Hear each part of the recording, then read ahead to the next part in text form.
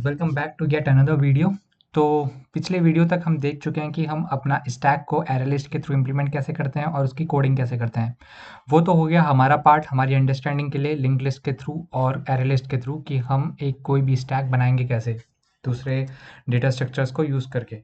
अभी होता क्या है ना कि जावा की जो टीम है उन्होंने खुद एक क्लास बना के दी है हमको जिसका नाम है स्टैक। ठीक है, तो इसमें होगा क्या, जब भी तुम स्टैक क्लास को कॉल करोगे तो ये अवेलेबल है तुम्हारे लिए।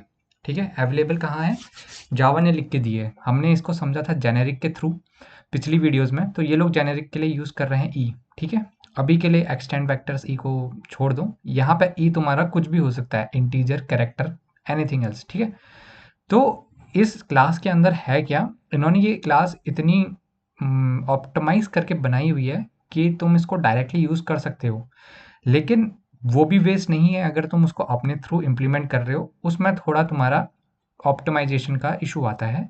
तो ये जो क्लासेस इनबिल्ट हैं ये पूरी ऑप्टिमाइज क्लासेस हैं। जैसे कि इन्होंने यहाँ पे एक पुश का मेथड बनाया हुआ है, तरीका वही है जो हम लोग करते हैं। ऐड एलिमेंट यहाँ पे एक कॉल कर रहे हैं, अभी हम इसके अंदर जाएंगे ऐड एलिमेंट के अंदर।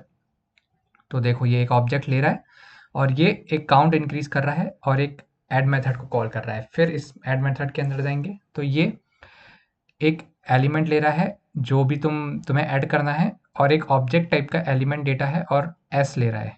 तो एस से क्या चेक कर रहा है कि एलिमेंट की लेंथ, जैसे हम लोग चेक करते हैं अपने उसमें, और उस एलिमेंट को एक एलिमेंट डेटा के अंदर डाल दे रहा है। तो इसी तरीके से ये इम्प्लीमेंटेशन क्लास का रहता है। अब इसके अंदर क्या क्या फंक्शनैलिटी मिलती है, वही सब जो हमने अभी तक देखी थी। एक पुश पुश मेथड ये है, उसके बाद हमारा पॉप मेथड भी रहेगा। ठीक है, उसके बाद हमारा पीक मेथड कि हमारे स्टैक में सबसे ऊपर क्या बैठा हुआ है। उसके बाद एम्प्टी, अगर हमारा जो स्टैक है वो एम्प्टी है या नहीं है। सर्च, अगर तुम्हें कोई एलिमेंट सर्च करना है ऑब्जेक्ट में तो उस ऑब्जेक्ट को डालो, वो सर्च करके बताएगा तुम्हें है नहीं है। ठीक है, तो इस तरीके से ये मल्टीपल हमें अपने डिफरेंट फंक्शनैलिटी देता है इनबिल्ट क्लास के थ्रू। तो इसको यूज़ कैसे करना है अभी मैं तुमको वही सिखा रहा हूँ। ठीक है, लेट सपोज मैंने एक स्टैक बनाना चाह रहा हूँ इंटीजर का। तो INTEGER इंटीजर टाइप का स्टैक बनाया और इसका नाम भी मैंने स्टैक ही रख दिया, is equal to new stack.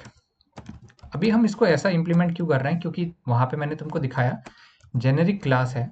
ठीक है, यहाँ पे वो लोग ई लेते हैं, तो तुम ये स्पेसिफाई कर रहे हो कि मुझे इंटीजर टाइप का चाहिए। अब अपने कीबोर्ड में कंट्रोल शिफ्ट ओ प्रेस करोगे तो ये तुम्हारा ऑर्गेनाइज कर देगा इंपोर्ट कहाँ से आ रहा है, java.util पैकेज से। ठीक है, तो इस वीडियो में हम क्या देखने वाले हैं कि ये क्या क्या फंक्शनैलिटी प्रोवाइड कर रहा है।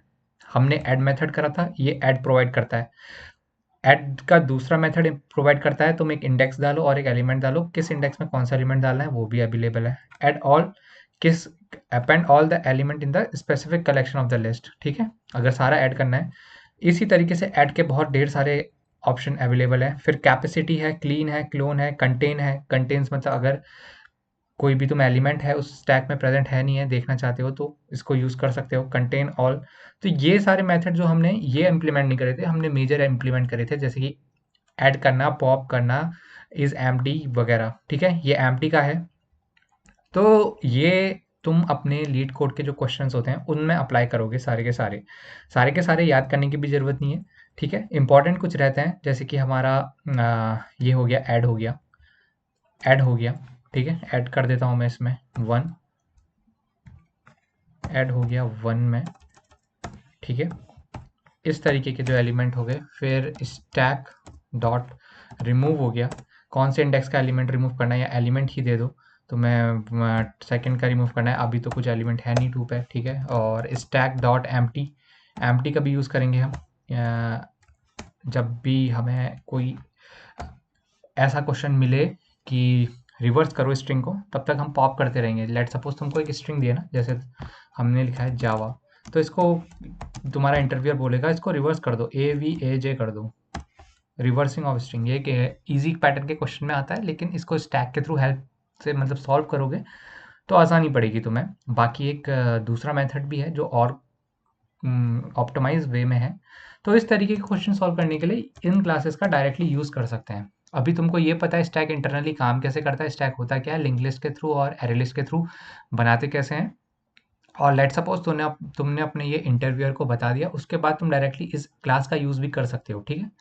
ज़्यादा डिटेल घुसने की ज़रूरत नहीं है, ये 3 मेथड अपने दिमाग में रखो, इन्हीं से मेजॉरिटी ऑफ मतलब ऐसा लगा लो 95% ऑफ क्वेश्चन इन्हीं से सॉल्व हो जाते हैं, ठीक है।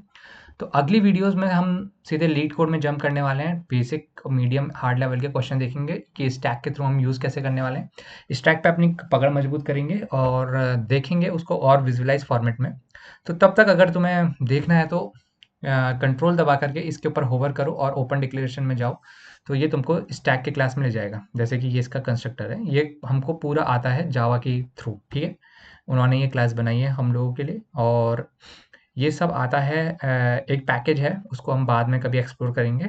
तो उसके अंदर डिफरेंट डेटा स्ट्रक्चर बने हुए हैं, ऐसे ही लिंक लिस्ट भी बना हुआ है, बट प्रेफरेबल ये है कि तुमको आना चाहिए इम्प्लीमेंट करना, तो इस वजह से वो सिखाया गया है। क्वेश्चन लगाने में अब हम इन्हीं क्लास का यूज़ करेंगे अगले वीडियो से। तो अगली वीडियो में मिलेंगे।